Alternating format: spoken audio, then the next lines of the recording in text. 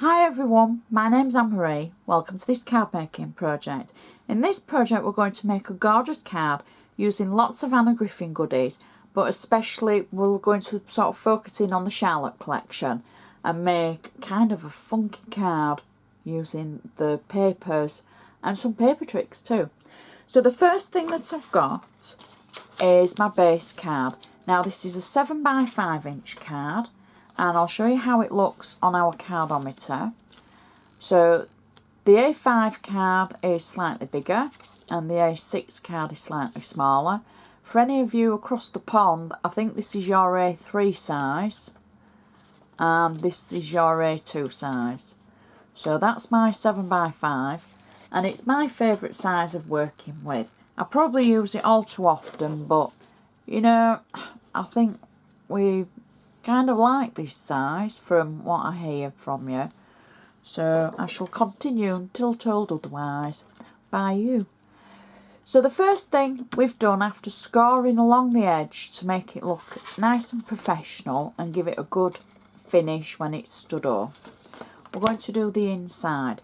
Now I think this inside is a little bit special.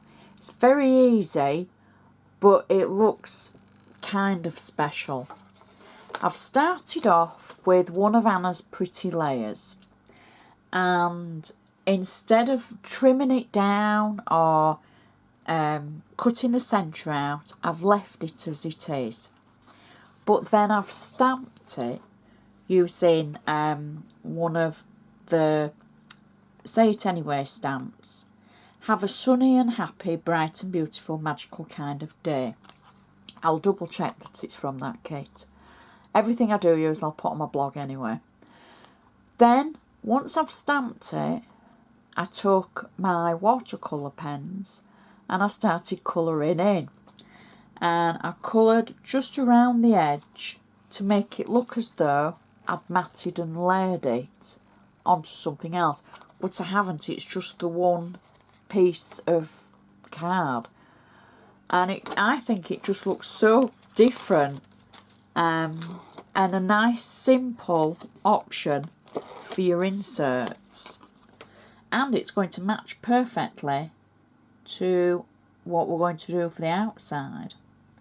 So I'm just attaching that. I've used double-sided tape on it, and already you can see how great that looks. I really like that. I'm quite impressed with that.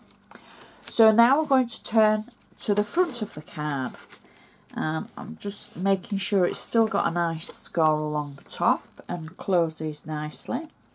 Now our first layer is from Anna's metallic card and the 7x5 in size.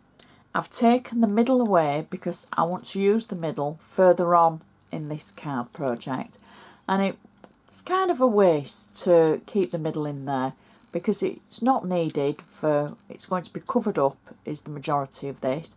So I can quite easily use that bit and save it for something else.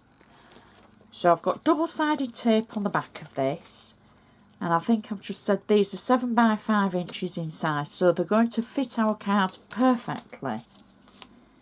And I can just add this to our card like so. Trying to get it nice and straight for a base layer. There we go.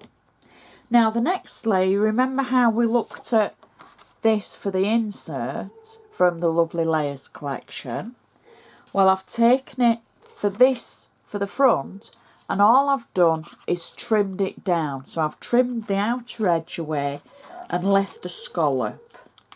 So I've got double-sided tape on the back of it, and I'm simply going to position it through the top of our base layer, where you remember where we've taken the centre away, so that covers it over nicely, and now you would never know there was a bit missing, as it were, underneath.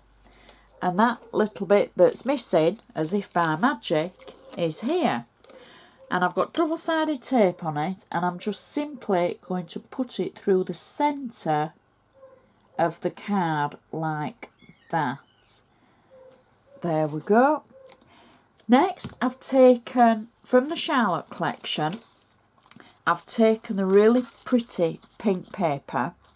I've used Paper Tricks 2, Paper Tricks 1, and I've made the box pleating from the paper, and I've got double-sided tape on the back of it. And I'm saying paper, this was actually one of the card sheets that's in the Charlotte collection. It's not one of the paper ones, it's the card. So I've simply got double-sided tape across the back of this, and I'm going to add it across the centre of my card. Now that I'm going to just turn it round so I can see. I'm sorry, I know that'll bug some of you, but I just need to be able to see where I'm going with it, because sometimes looking through a camera, because you're not looking over the top of it, it can be a little bit awkward. So there we go. So that's our pleating added to the card. Press it down. So already that's looking pretty cool. So next, what I've done on the Charlotte collection, you get a bag, well, you get 2 bags of embellishments. One's got sentiments in and one's got lots of flowers and bits and pieces. So I've taken 2 parts of the embellishments that there is, and I've got one of the sentiments and one of the blank sentiments that's in the kit. When I say blank sentiment, a blank layer. And I've got double-sided foam on both of these.